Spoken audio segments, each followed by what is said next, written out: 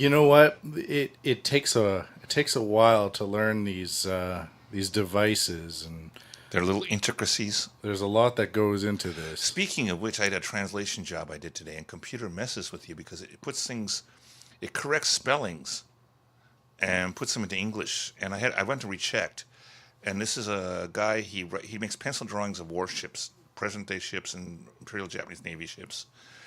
And he took the computer took the name for the aircraft carrier Shoho in the Imperial Japanese Navy and made it into the Shah.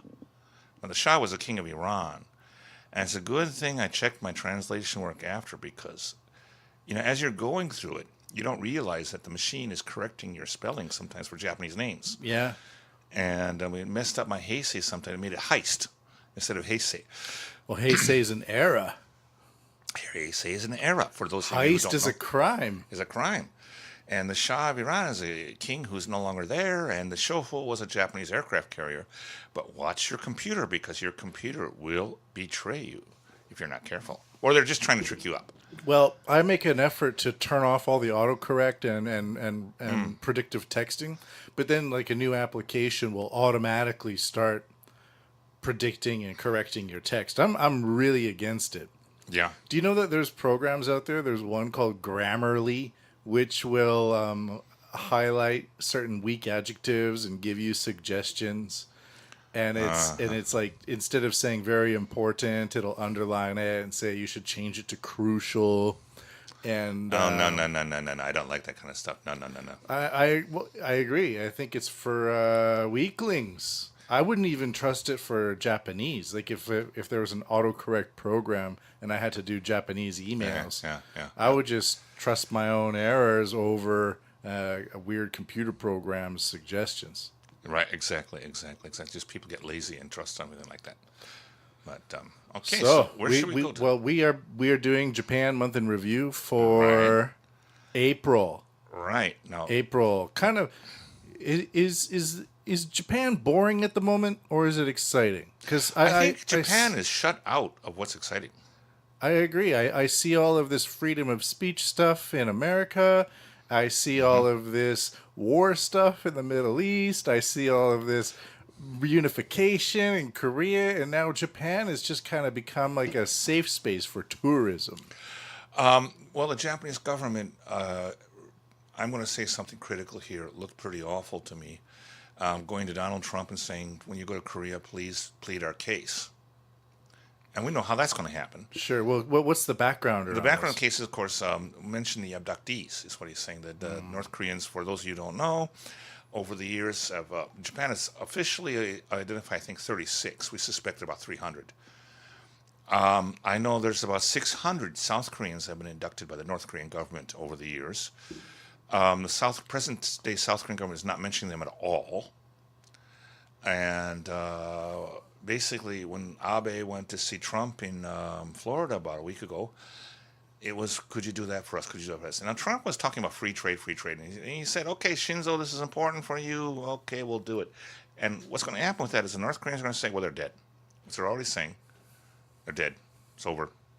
And what's America going to do? America is out for their own self-interest.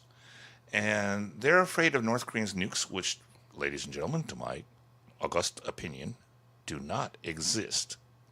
That country is fantastic at fakery. Fantastic. They're unbelievably good at it. And they may have even had one, but that doesn't necessarily mean they have a production line or A real missile capable of delivering a nuke to America. But the Americans are in panic over this. But they're going to hit Guam, and Guam will tip over. So what's going to happen if actually the conference between Trump and Kim come out? Kim of North Korea. Yeah. I think they're going to give up. They're already announcing they're giving up testing and so forth. They're giving up something that really doesn't mean anything for them. Sure. But they're going to get something significant. What they've long wanted is diplomatic recognition in the United States. And internationally. Right. Because that would follow suit. They want their citizens to have passports that are recognized officially by a larger international Now, President Trump consortium. just might do this. Oh, that's okay. Yeah. Oh, that's okay. It's not going to. No. There's two. See, ladies and gentlemen, there's 2 drops on his machine, And me, I don't understand these electric machines very well. I thought they might melt it or something like that. Max is from another era. Yes, that's right, ladies and gentlemen. I remember the Cretaceous, but we'll go into that another time. Sure. Okay. Speaking about Korea, though, and I want to talk about Syria a little bit. How brilliant President Trump has been. Just today, I found a brilliant move by President Trump speaking about Korea. And he's considering for ambassador. There's been no U.S. ambassador for a year. A man named Harris, who's a former admiral, commander of the 7th Fleet. The man is half Japanese. Oh, an admiral. The man is half Japanese. Okay. And he's, okay, I'm not just saying this because he's pro-Japan, but he's very knowledgeable. To some of my other military sources, which I'll put it that way, foreign military sources, he's a very decent and good officer, which these days, with all the corruption in America and so forth, having a flag rank, a general officer, well, admiral, who's a decent man is sometimes rare. But former Admiral Harris is. Instead of academics who are dropped in the... Or just people who are corrupt and just went with the system, approved any kind of major corporations weapon system that made a lot of money and doesn't work, which there's a lot of that. Yeah. Aegis, F-35, F-35, Osprey, yeah. The carrier USS Ford. Oh, really? Osprey's not good? The Osprey's terrible. It looks cool. It looks cool, but you cannot fly it by the specifications, otherwise you will crash. Oh. Guaranteed. And I have a document at home, somewhere on my computer, of 36 documented accidents that when it crashed, actually when they said it was only 4. I can even an incident like that. This is an incident where there were 3 men on a plane working on it on the ground, and suddenly the plane's computer just took it off. And it rose 6 meters in the air and came down the right wing, totally destroyed the right wing and right wing engine. This was not classified as an accident because it was not human planned flight. The 3 men survived. It was over $1 million damage, but that's not an accident. So this is games military play, and juking or fixing the stats. Well, right. They do that a lot. Yeah. But Admiral Harris was a pretty decent man, and he was very critical of China for China's expansion in the South China Seas. So he is now in line to be considered for ambassador to South Korea from the United States. That'd be an interesting choice. Which would be an excellent choice because we need someone to put brakes on what's going on there. Should I go on with the Korean thing for now?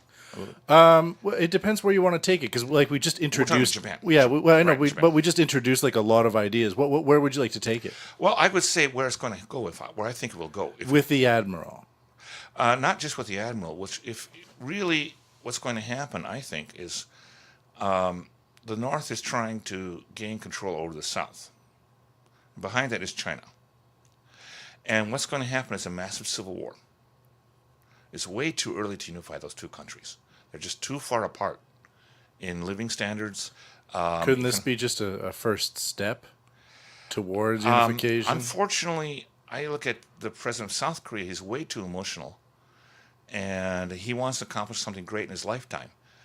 And his role will be to keep South Koreans happy while the North unify. But if they unify, you have 2 very different government systems, 2 very different societies. They can't possibly exist together in any fashion without major war. So the North knows this, the South does not. I know this from things I've studied. The North knows that if they give up their harsh role, they'll be overwhelmed by the South. So they're going to try and control the South. This makes perfect sense. And they will ask eventually for U.S. troops to leave, and then they will send operatives in the South who are going to kill teachers, professors, they're going to kill military officers, politicians, and so forth. And Japan, we're going to get about, I would say, 1 million or 2 refugees. How will they come?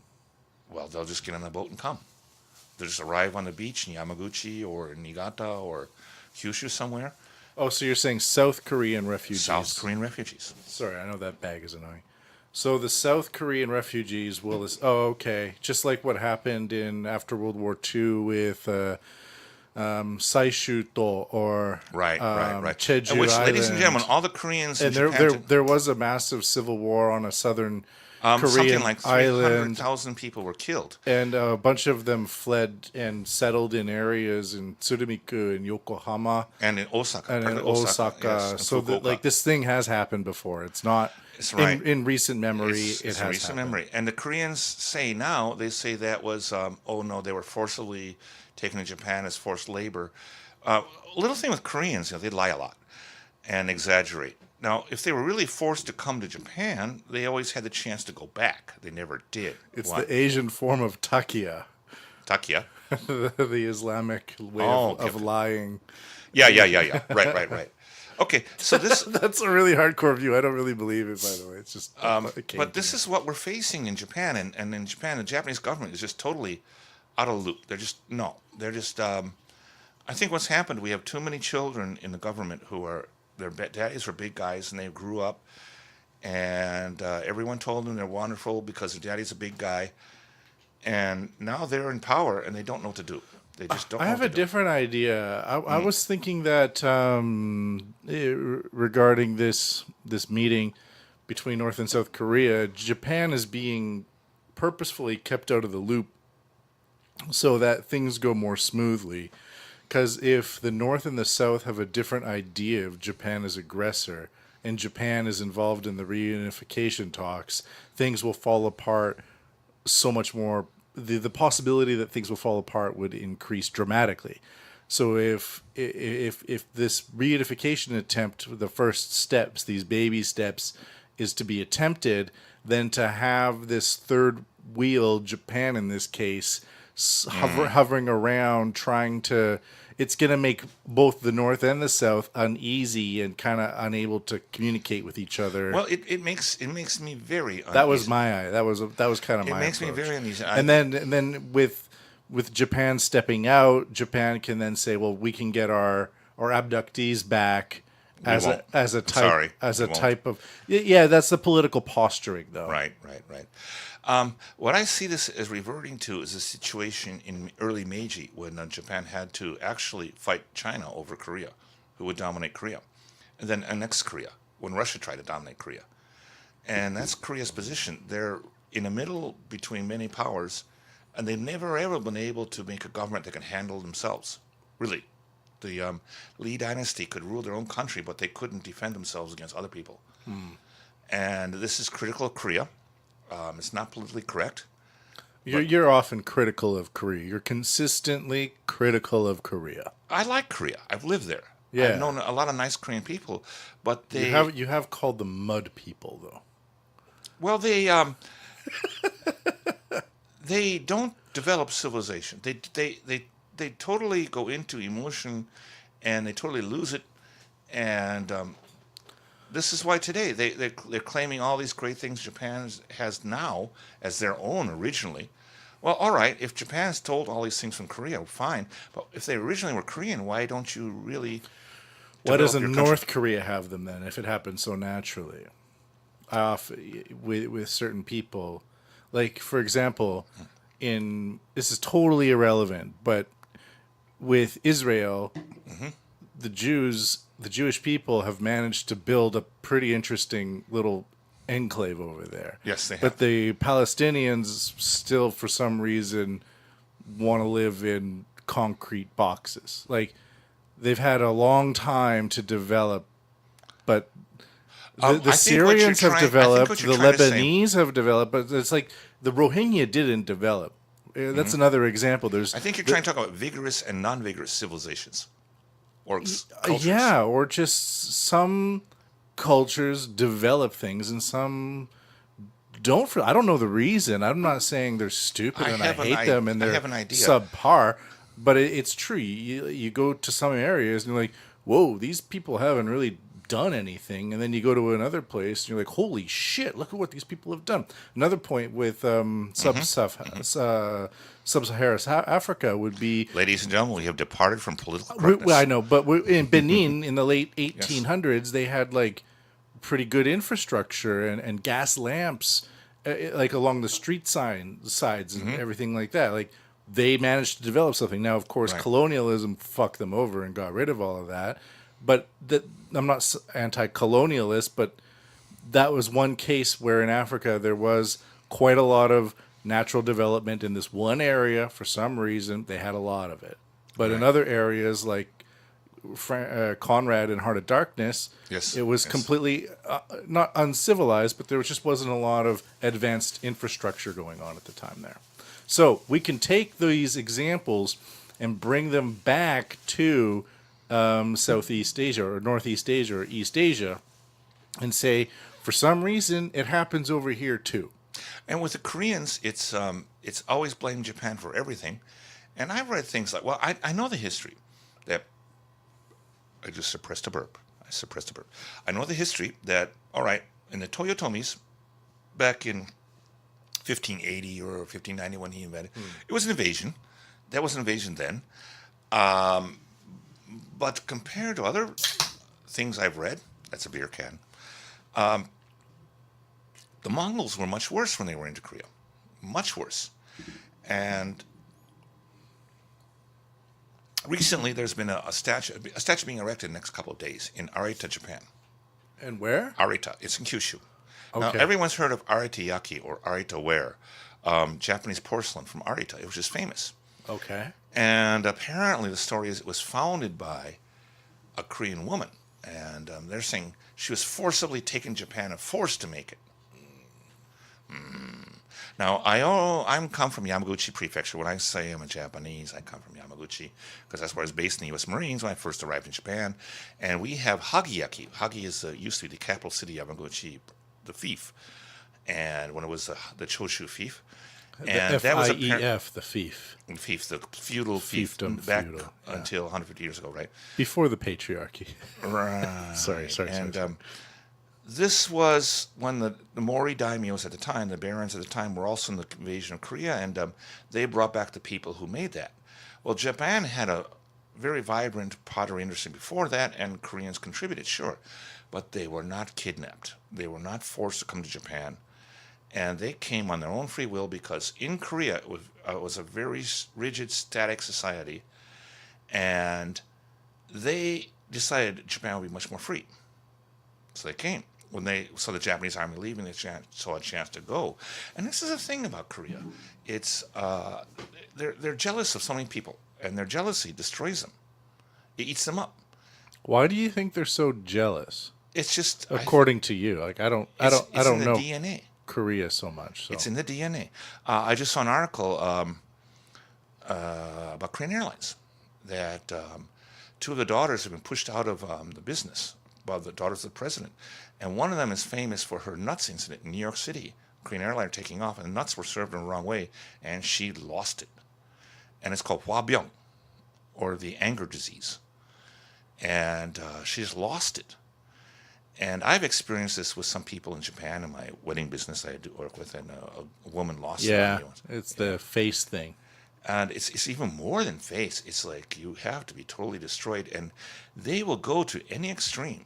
It's kind of like sometimes in Japan you hear about like a 5-year-old that was playing baseball in a park alone, and some old man gets angry at the noise, so he goes over and stomps the kid on the head with his boot or something like this. And in my case with this young lady, she went to extremes that cost her job. Yeah. She went to extremes, and if she had thought things out. Now, Japanese, I worked with Japanese people who hated me and wanted to destroy me, but they were like Machiavelli. They were trying to think of a way to make things go in their way. Yeah. And they wouldn't go openly. Like this kind of blockchain event where everything Right. comes together and some evaluation pops out on the other end. And a Korean will just go for you. Just go for you, right out in the open, bam. And then everyone else, and it's easy to maneuver such a person into a position where they're at an extreme disadvantage. This is Koreans as a majority of a. I would say a majority. And Or because like I work with some Koreans, and I used to teach Koreans in Canada. Some of my students are Koreans, and some of my colleagues are Koreans, and I have a lot of respect for a lot of Koreans because they're conscripted, so they have the draft. So Right. they spend 2 years of their life learning how to shoot grenade launchers off of boats. Oh, Me too. I mean, I've met a lot of people. And then they have to go and find a job and establish themselves in a very You know, regimented society. Nanun Migo Hebyongdae. That's I am an American Marine. Hebyongdae is Marines, and Koreans have Marines. And I've had numerous Marine friends. And sure, we drink and so forth like that. But the thing is, Korea as a country can't get over Japan. They're just jealous, and it's extreme jealousy of Japan. And in my last 2 books ago, I've written 5 books. So my 4th book, I really went into this, and I really concluded Koreans are jealous of Japan, just jealous. And all right, 150 years ago, 600 years, 300 years ago, in Japan it was the Edo era. Japan was a closed country, but Japan had a very developed culture, and Korea did not. Korea had a reasonable culture. They were mud people. Okay, I should take that back. I really, but they were when I mean mud people, it's when they get all this accusations going on. Oh, you mean throwing mud? Right. Or do you mean mud? But actually, they didn't have a very developed culture. They didn't have long lifespans. Mm-hmm. Their average lifespan was 26 years. That was it. What year was this? When was it? Up until about 1910. Okay. Up until 1910. Sure. And the Japanese lifespan was about 50 years at the same time. One thing in the Edo era, there were poop collectors in all Japanese cities. People collected the excrement. The English translation is night soil men, by the way. Oh, yes. But no, these... night soil men. That's the was, Mishima translation. Excuse me, ladies and gentlemen. It was collected and was put on boats and taken to the farms. Yeah. And by the way, for those of you who live in Tokyo, I have some new information that the origin of the Seibu railroads and the Toba railroads were to bring night soil to the countryside in an expeditious fashion. Oh. Which lines? The Seibu lines? Seibu lines and the Toba lines, which basically go to rural areas. Yeah. Besides passenger traffic, this is part of their original raison d'etre. Oh, yeah, interesting. Yes, and night soil trains. Night soil trains. You don't want that one to crash outside your house. Whoa! You don't want that barrel turning over right. into your bathroom. In Korea, it was simply throw it out the window. Now, like Roman style. No, Romans had sewers. Excuse me. You would still throw your thing. No, not in Rome. Oh, really? No, really. Oh. They had running water sewers. Oh. They did. Europe lost a lot when Rome collapsed. Yes, they did. That's true. What you're saying is, and I know, 150 years ago, you would not want to walk around London or Paris in good shoes. Right. Because that's the origin of the English word loo for toilet. Regarde l'eau. Be careful of the water, because people would throw it from the 2nd floor. Oh. Oh, yes. And really, London and Paris used to stink. So did London. And this is not too long ago. Rome did not. Rome had running water. People would sit on toilets over running water, and it would be done there. If you lived downriver from Rome in Ostia, the port city, the water could be pretty bad in the Tiber. Like modern day Philippines. Right. It really, we're talking a lot of topics here. We're going off. But it's kind of interesting because it makes sense in a way, you know? So, okay, but this was Korea had. They had a civilization that was really, in a lot, I see, borrowed from China. Mm-hmm. And the upper elite kept that. Well, they kept the lower ranks of society, which is about 80% of society, 90% of society, were kept down. And Korean armies were just really useful for suppressing local revolts. And Japan changed all that. And this is to the Koreans' shame. They don't want to admit this. Now, for me, all right. Okay, it makes sense. Right, we're here. I'm it following makes sense. you. But what they've done is create this huge story of how Japan raped and destroyed and did all kinds of terrible things. When the actuality of it, when I won't say colonialization, I say annexation. The actuality... It is an annexation, officially. Well, Japan raised Korea to be equal to Japan. No other country's done this. Any other country, when they colonized a country, they developed enough infrastructure and enough educated local people just to extract resources and support their profit. Japan never made a profit in Korea. Never. In all its years of being there. They built some of the I've heard of some examples where they take some of the prime forests, bring them back to Japan and make like temples or something. I don't know. Well, that's a lot of propaganda stories. They replanted the forest. The Japanese established a forestry agency in the Korean government. There was none. Before Japan, the Korean government was just corrupt.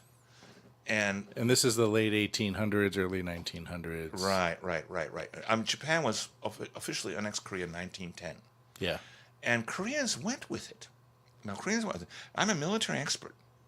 If it was so awful, if it was so terrible, there would have been resistance. There was one major riot in 1919, and the Koreans say 7,000 killed nationwide. Japan says something like 530, whichever you want to take the numbers.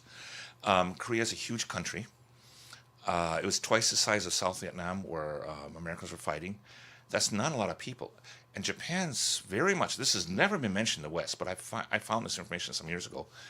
Japan changed its style from former military people as governors to civilian governors. Before that time, school teachers wore uniforms with swords.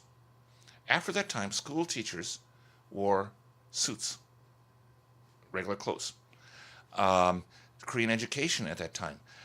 If you were a Japanese in Korea, and a lot of Japanese did immigrate into Korea.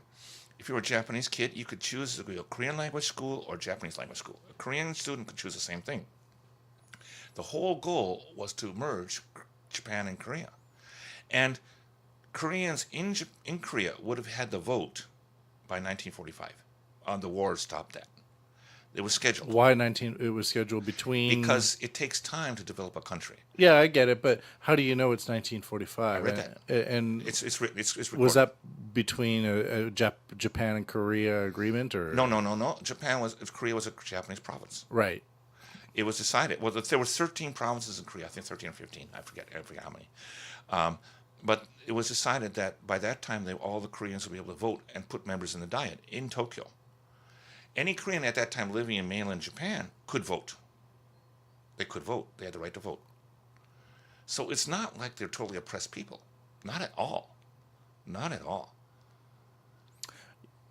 These are interesting points. And when you get all this stuff is coming, and there are Koreans that told me this when I lived there. This is 38 years ago when I lived there, ladies and gentlemen. And I would go out drinking. And at that time, I didn't have the knowledge I have now. And I knew there was something going on. But I would go out drinking with friends, and Mr. Kim, and he says, my parents believe Japanese is a superior race.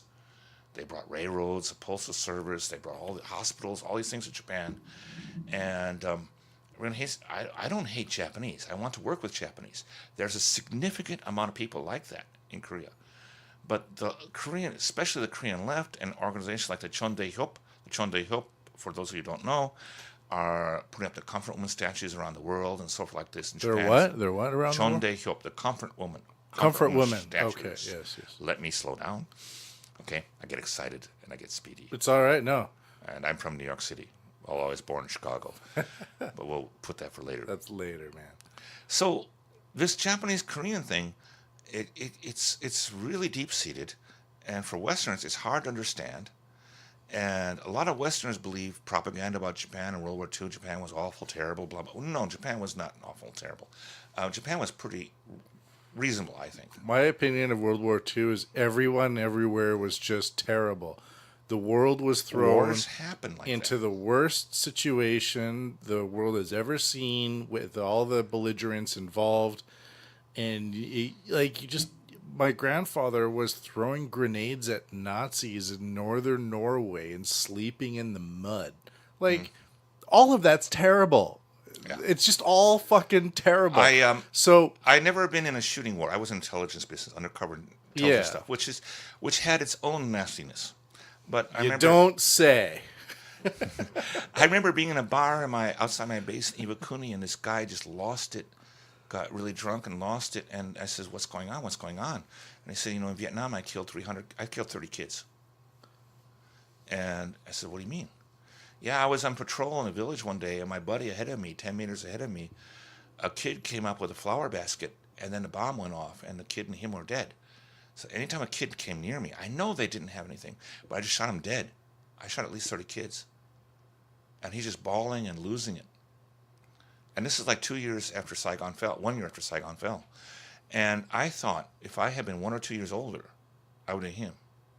I Oh really, yeah, we could all easily be that person. and what do you We could all easily be the and what do you person in Iraq right now, what do you being a say to him? sniper What do and you say? accidentally Oh, it's sniping a okay. You kid. didn't do anything bad.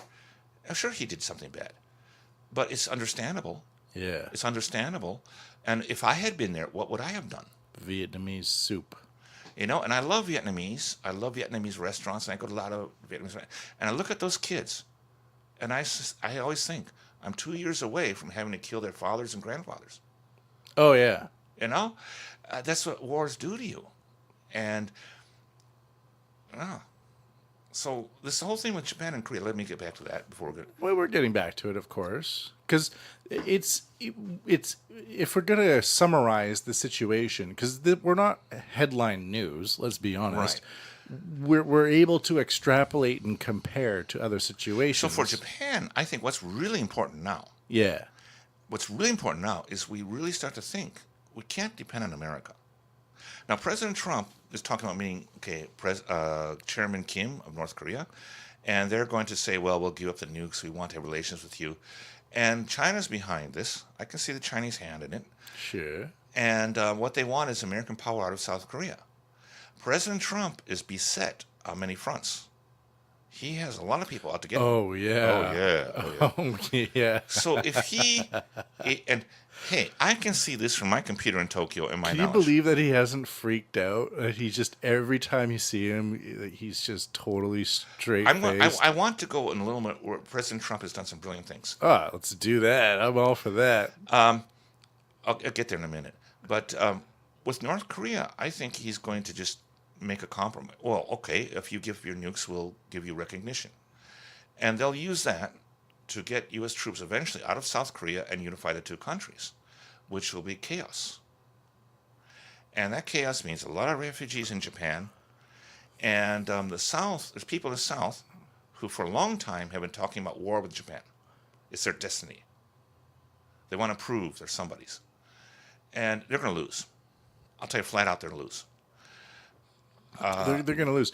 I just had this idea. If the two countries are going to unify, I shouldn't say the two countries because a lot of people, especially Koreans, many Koreans believe it's one country divided. So I should say if the North and the South are going to be reunified, how will the leaders from the North and the South incorporate with each other? Now, let me tell you a little about Germany.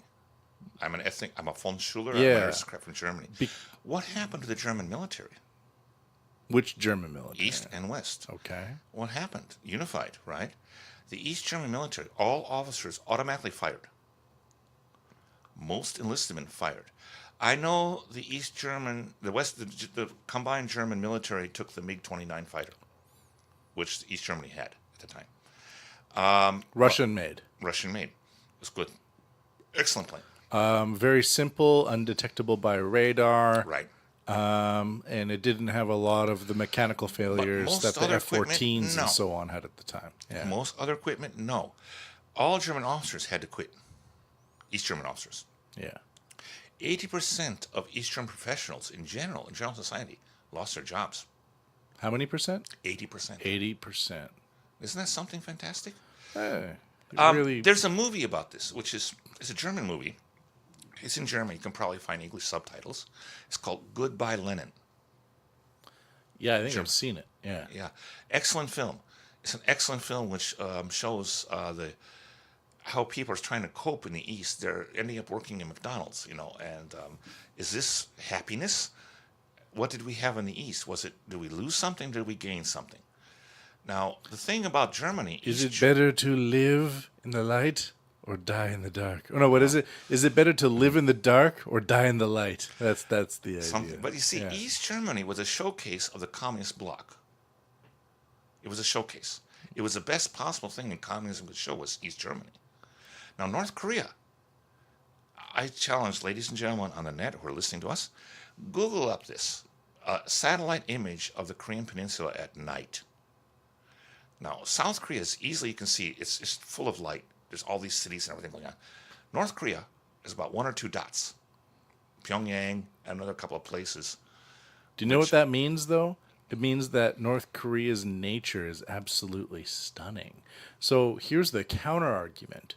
All right. is if you take, you know how Google Maps has that little man that you can click on the bottom right hand corner and drop, and you can see like pictures that people have uploaded? Mm-hmm. Do that around North Korea, and you will be stunned at the just pure beauty of the nature. All right. Of course, they're not showing all of the prison camps, but when you see some of these temple areas or Well, you rivers, can find the prison camps if you want to find them. yeah, but at the same time, the nature is it's magniforious. Okay, so what would happen if you just dropped the border? People from the South are going to come and they're going to bring all this stuff, which is going to stupefy North Koreans, and North Korean society is going to be totally lost. And the North Koreans know this. They know it. There's a famous story about the father now. This is Kim Jong-un, the grandson. The father, Kim Jong-il, when Ceausescu in Romania was lined up on a wall and shot by his own army. And Kim Jong-il took all his generals and said, look at this video. If we don't hang together, this will happen to us. They know it. Mm-hmm. So I assume, I'm a former naval intelligence agent, I assume they will do something to prevent that from happening. And I look at President Moon of South Korea, he looks naive to me. I would say the North will do their best to restrict people coming into the North from the South. There's been an incident. Do you know about a South Korean weapon against North Korea? Choco pie. Has anyone in Japan eaten Lotte Choco pie? It's a pastry. It's okay. I like it. Lotte is a Korean brand. It's a brand, and it's a Choco pie. It's a cream-filled chocolate pastry. Yeah. There was some years ago in a Have town. you ever filmed a pastry in Korea with cream before, Max? No. There was a town it's called Kaesong. It's in the Seoul prefecture.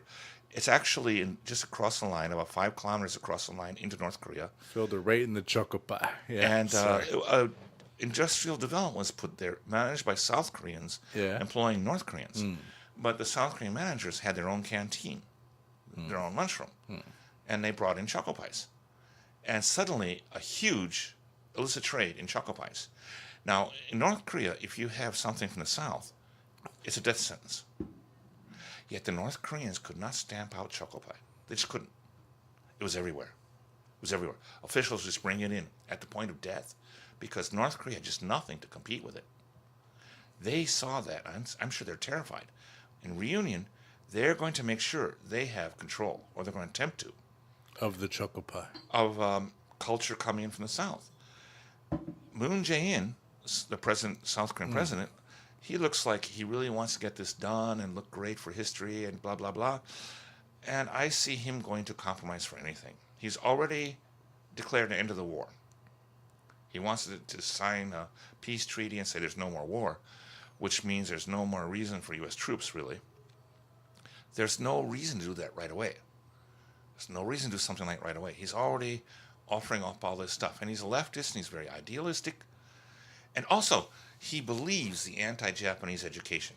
I just told people how Japan did so many great things, but in Korea they advertise and educate that it was horrible. Present-day leaders now really believe it. They grew up believing this. Leaders until about, 10 years ago, 15 years ago, knew the truth. They knew that Japan really developed South Korea, but they let the people hear, the lies, and Japanese people went along with it. The Japanese government went along with it. Now we're in a situation where we're in trouble. And the primary financial backer of South Korea is Japan, of course. Without Japanese investment, that country would collapse. Period. Without Japanese industry, that country would collapse. Period. When we had the Great Tohoku earthquake, Korean industries shut down for a while because parts all come from Japan. All from Japan. They just don't know how to make something from themselves. Well, how do you explain Samsung and all of these other industries that seem to thrive? Samsung used Japanese parts, totally.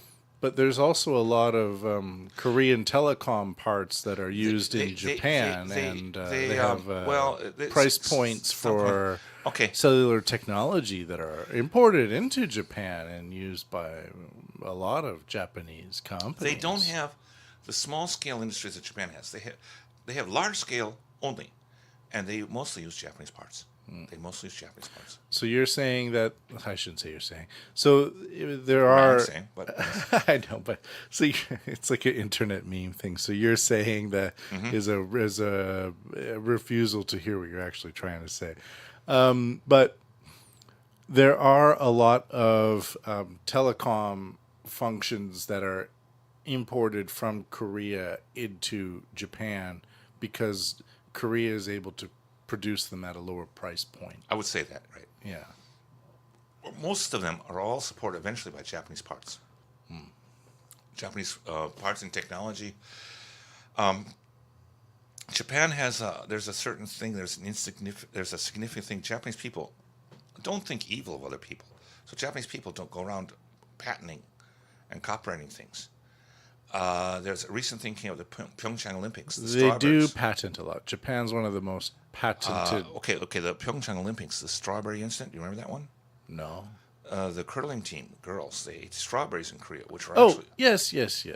And this You say so. Background reference: the Pyeongchang Olympics, which was recently done Right. in South Korea. The Japanese women's curling team went there and did very well. They got silver or Something like that, bronze. I don't remember. They scored very highly, and they became famous in Japan for eating strawberries during their curling breaks. which So- were stolen from Japan. Well, okay, I'll put it this way. This is how the people on the right say it in Japan. They were originally grown in Japan. And a Korean person came to Japan. I want to learn how to grow these strawberries. But the Japanese women's curling team. Well, wait, this is long before the Olympics. Okay. And this Korean person brought these strawberries back to Japan and patented them as an original Korean thing. Whereas actually he learned how to grow them in Japan. And this kind of thing, it rubs raw. It rubs raw. And all right, Japan didn't patent it. So in a sense, yeah. There's just so much of that in Korea. And in Japan, on the Japanese side, from a long time ago, we've never called the Koreans on it. I'm called the Koreans and say, hey, knock it off. It's always been a nod, back thing. There's massive corruption between Japan and Korea, I think. I personally think the LDP has a secret connection to North Korea. I think so. Yeah, it does. The leading Japanese political party, yeah. the Abe party. Yeah. Yeah. And people make money off of it. So what's going to happen in Korea? Korea is going to fly out of control, out of anyone's control. Is Tohoku area is generally the northern area Right. of Honshu. That's generally an LDP hub, right? It is. And until 1996 or 2006, they used to have weekly ferries between Niigata and North Korea, where they would just fill ships up with Japanese electronics and digital cameras with GPS yeah. stuff Oh, yeah. and send it over to North Korea. Oh yeah. And some people say that this was a kind of a weird collaboration, entirely knowing what the result was or not, that the electronics in the Japanese equipment, like digital cameras, which have GPS and satellite configurations, could be reverse engineered to create missile capabilities in the north. Once that was figured out, that the Japanese technology was being weaponized, that ferry service was cut off. Well, it was cut off, a lot of reasons. I'm not really scared of North Korean missiles. And Oh no, me neither. But there's the deceptive aspect of knowing that Oh, yeah. you were here's some digital cameras. Oh, you're reverse engineering them to improve your missile tracking systems. Okay, deal's off. No more ferry. all this stuff Right? happens. I So, remember like years a lot of this stuff is not based in reality. It's Yeah. based in political posturing. and years ago. Like for example, for the past 40 minutes, that's as long as this North Korea, South Korea segment has been going on. Most of it is political posturing and interpretations of varying political histories between certain viewpoints, and then acting on it right now based on those past historical interpretations. not necessarily the result of war. What I mean by war is massive deaths and rolling over children with tanks, but more of like the interpretation of these results. It's highly interpretive. And I don't think that on the South Korean side, the president of the South Korean government really understands what they're doing in pushing for a quick reunification. And they really don't have they believe their own propaganda and their own lies. This scares me. This scares me. And when you cry havoc and call the dogs of war, as the old phrase goes, all things are off. You never know where it's going to go. All right, I would like to move on to another Sure. topic, if we could. Yes, a naked woman? No. Close, actually, very close. Does this involve an education minister? No, no. It does. It does. Oh, that one! Yes, the education minister of Japan. The sexy girls yoga? He took official cars to go to sexy girls yoga. So there's a couple of things that we can tie in together with this. So Okay. I actually just might do a little As bit I of... understand, though, latest I heard in that they actually didn't provide sexual services. They were just skimpily dressed. Yeah, but he's the education... And this is in office hours? Hold on a second. Japan's education minister apologized Wednesday for using an official car to visit a yoga studio, but denied claims that the facility was offering sexy private yoga. The row is the latest headache for Prime Minister Shinzo Abe's government. By the way, I don't really believe what I'm reading here, which is already under fire after 2 cronyism scandals and sexual harassment claims against a top finance ministry bureaucrat. So this guy, he's basically bored out of his fucking skull. He decides to go to quote unquote yoga. If you look at him, he's a fat fuck. He's not going to yoga to lose weight.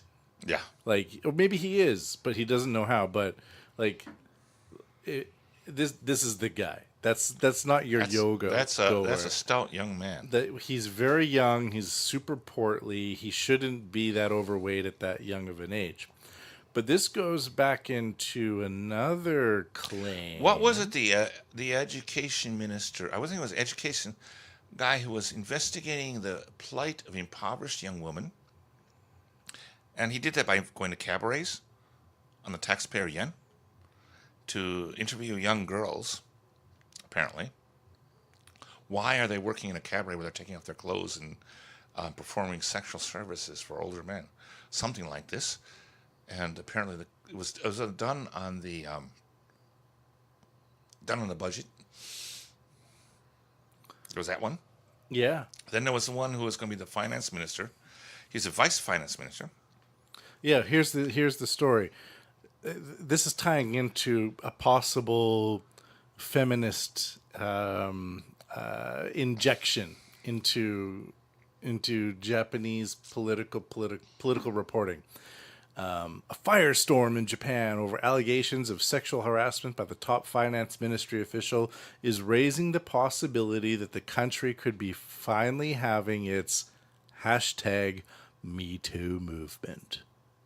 Mm-hmm. This is written by Sarah Hussein, who sounds kind of Arabic, and Kyoko Hasegawa, who sounds like a female Japanese journalist. Mm-hmm. And so we have these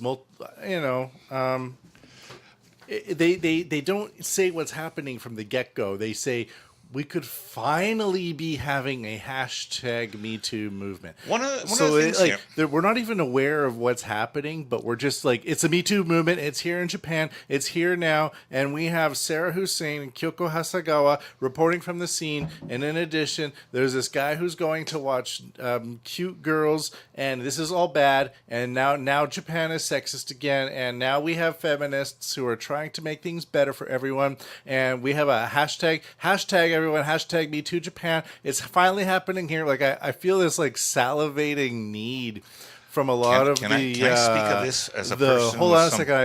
Of these sort of liberal contingencies that are kind of existing in the substrate of Japanese society, who are just waiting to pounce without really having any evidence. Ladies and gentlemen, let us speak about sex.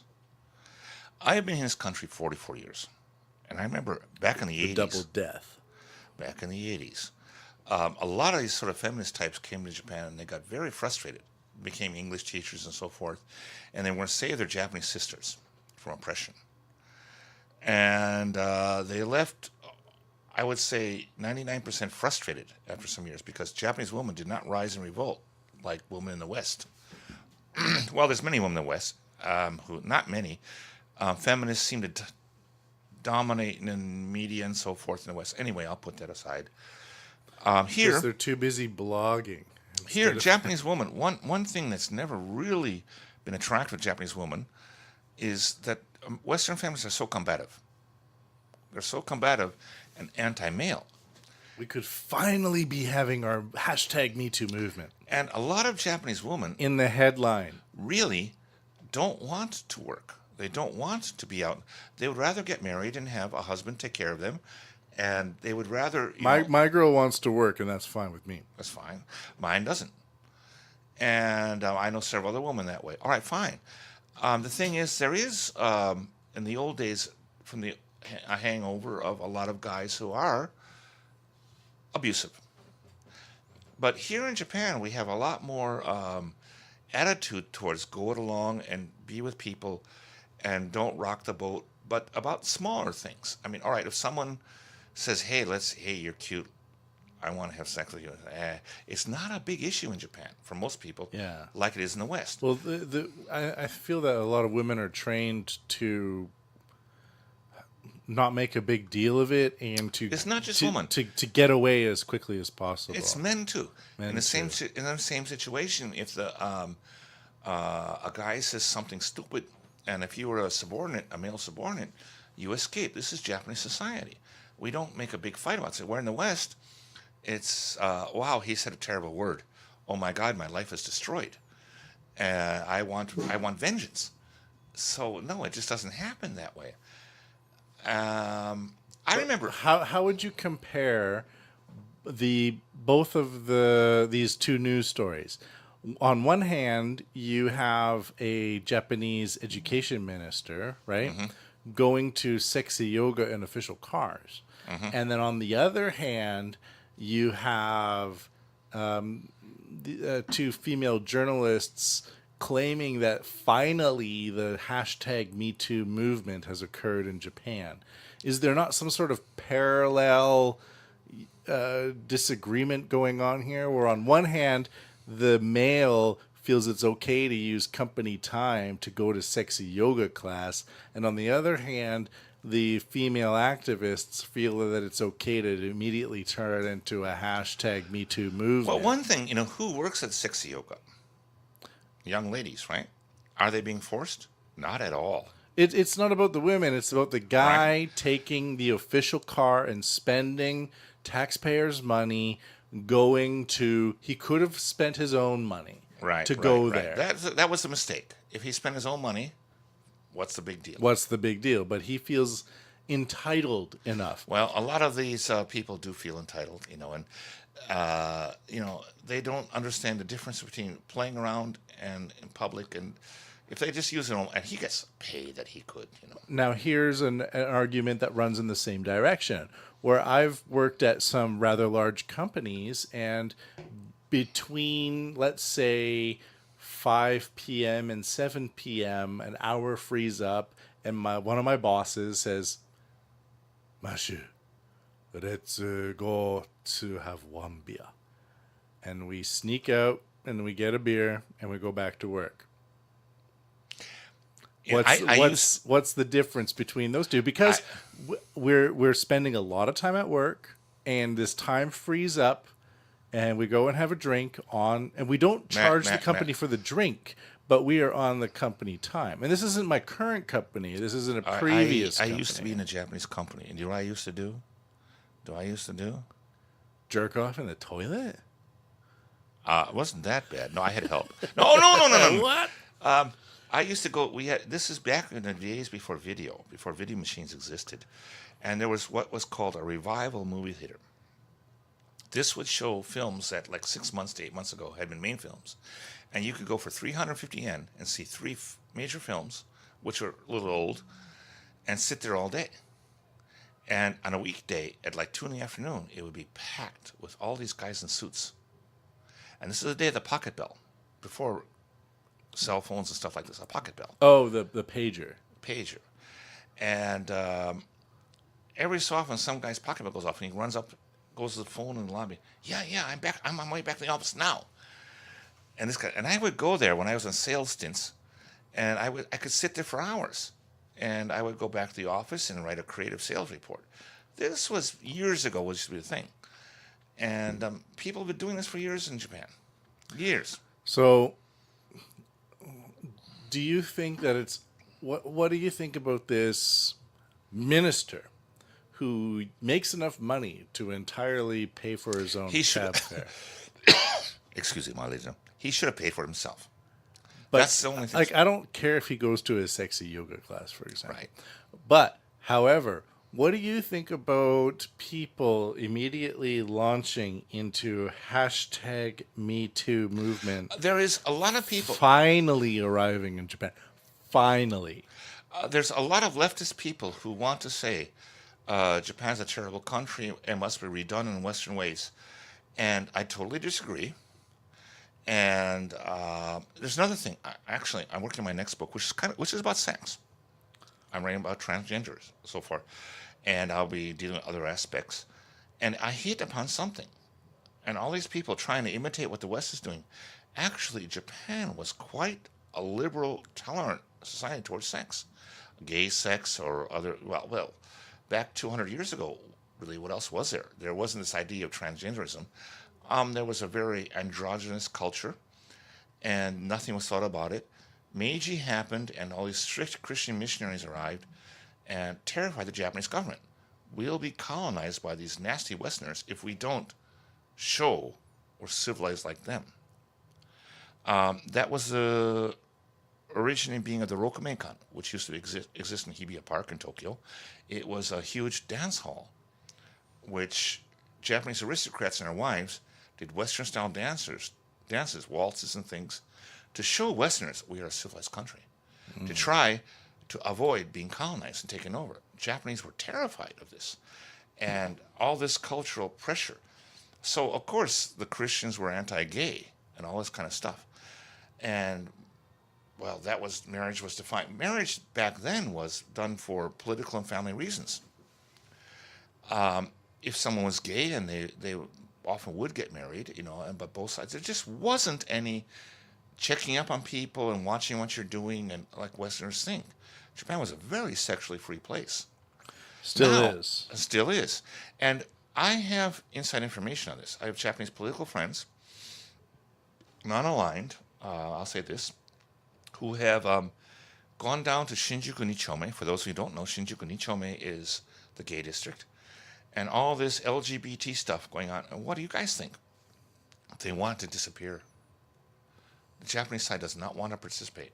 Well, they don't want to be politicized. They don't want to be politicized. They don't want a lot of attention. It's their own world. And in the West, it's a thing of antagonism.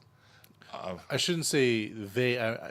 Most regular, from my research, most regular transgender people are not really excited about being politicized. Yeah. And this finally, it takes so much just to integrate into society and feel normal without having to rip off all your Band-Aids and. How much more time do we have? We got about 10 more minutes. Okay. Then I get small beer. See, ladies and gentlemen, this is how I measure time. I measure time by cans of beer. Me too. Now, what this is going on about is people in Japan. There's a certain small amount of minority who just don't fit, and they look at the West as their savior. And whatever the West do is wonderful. We should do that. And they're trying to do whatever the West does. And what they don't understand is really how nasty and combative this has become in America, sexual rights and all this kind of stuff. Well, I would like to continue reading here for a second, because in this article about the hashtag MeToo movement, the second paragraph, without mentioning what type of harassment has gone on, it says, they immediately jump to the MeToo movement. The international movement against sexual assault and harassment has brought down movie moguls, media stars, and political figures across the world, even in patriarchal East Asia. Let me say something about that. A lot of that stuff is bullshit.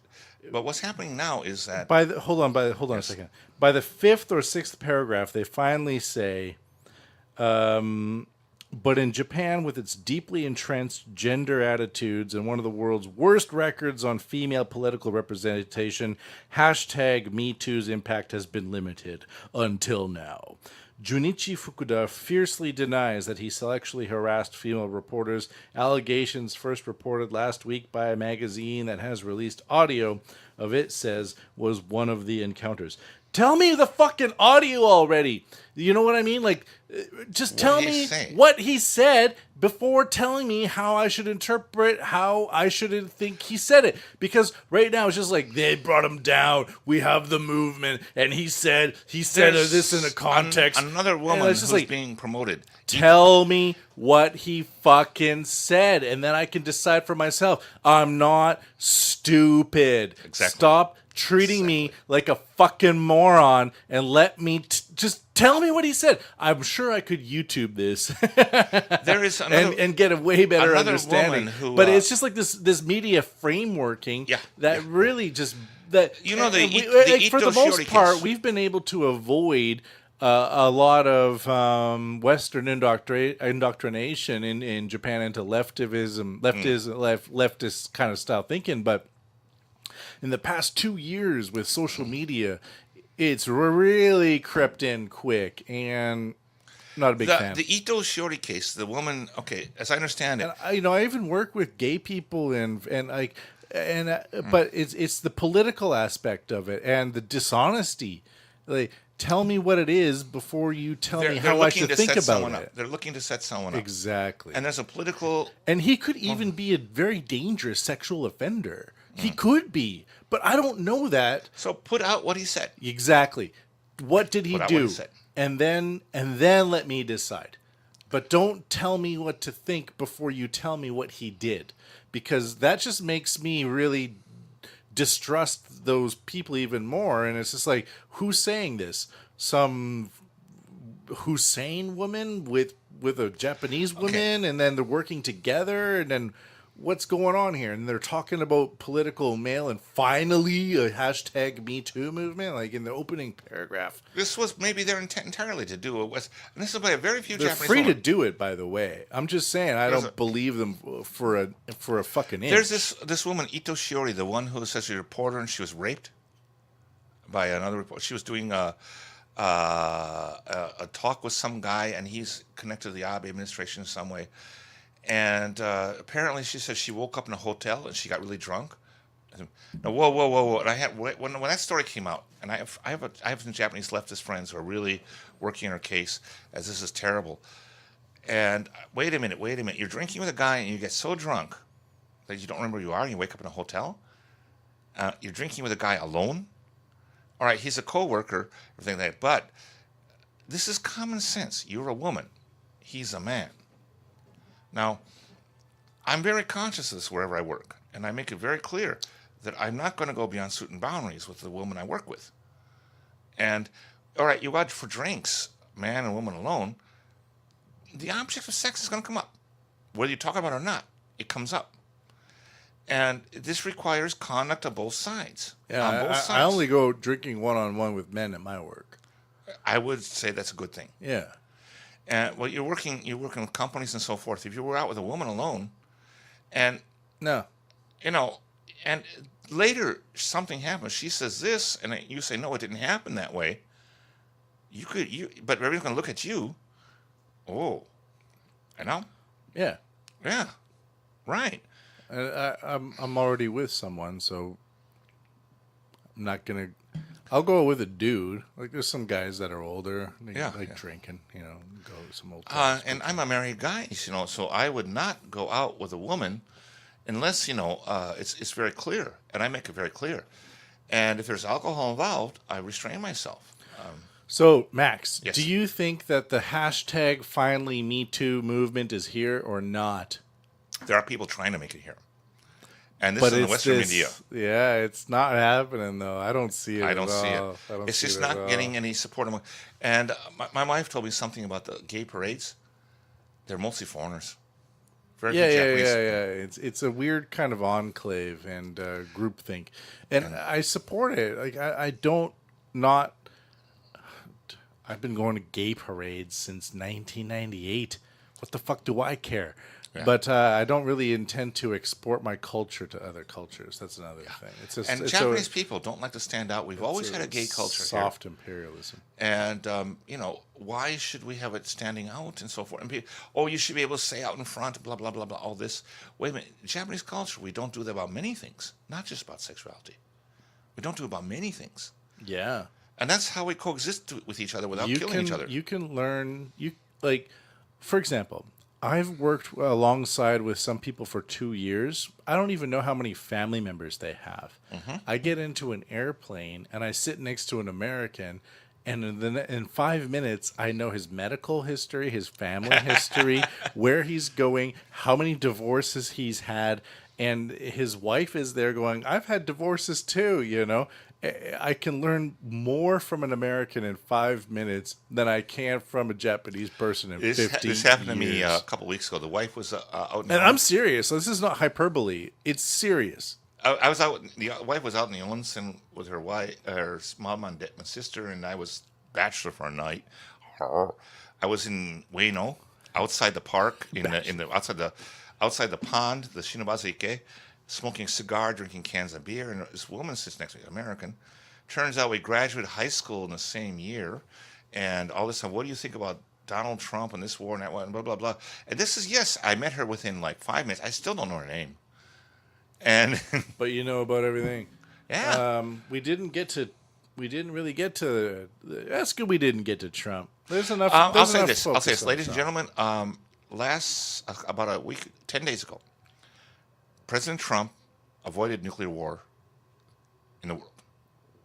It got so bad, I called the wife and said, if something happens in Yokota, if a missile drops, fill the bathtub. And we have, in our house, we have a supply of water, a large supply of water, and emergency foods, like these canned breads that stay good for like years, and Yeah, this get kind to of the point. rice.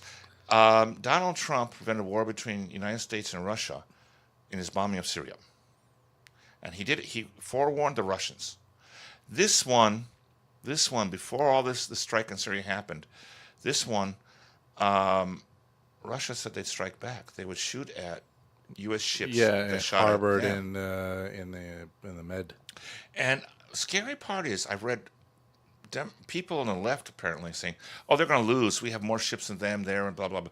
It doesn't matter. Once we have Russians and Americans shooting each other. Ladies and gentlemen, I'm a former United States Marine of the exalted rank of corporal, and yes, but I was also undercover naval intelligence, and I did some spooky things, spy stuff. We had a rule back then: Russians and Americans, we never ever came up against each other directly. We always had some proxy involved, or Back channels. we never came up each directly, because if we have a Russian and American coming up against each other, one kills the other or something, we could have the world disappear within a couple hours to 30 minutes. Because how do you stop escalation? No one knows. And I've read interesting articles, people saying nuclear war is winnable. Because, oh no, we have these high-tech nuclear weapons now. We don't need the big super megaton, big bomb stuff. We can get in there stuff with smaller ones. But really, when you read that article, I read that nuclear war is winnable. It really came out saying, well, Africa and South America won't be affected. If you lived in rural America, you'd probably be okay. We're going to lose all the cities, you know. Yeah. And what is the sense of this kind of stuff? This thinking. It's suicidal. So I'm gonna give one more news story that I think is All right. amazing, and then we'll finish off on this one. So this is Tokyo government seeks stricter government ban than national government. Uh-huh. Sorry, That's quick. stricter smoking ban than national government. The Tokyo Metropolitan Government on Friday unveiled a plan to ban smoking in most bars and restaurants within the capital, and a stricter proposed ban. Basically, what I said. So, I think it's a good idea. Going out and sometimes people will have one beer and 10 cigarettes. Yes, yes, yes, yes. You're a total non-smoker.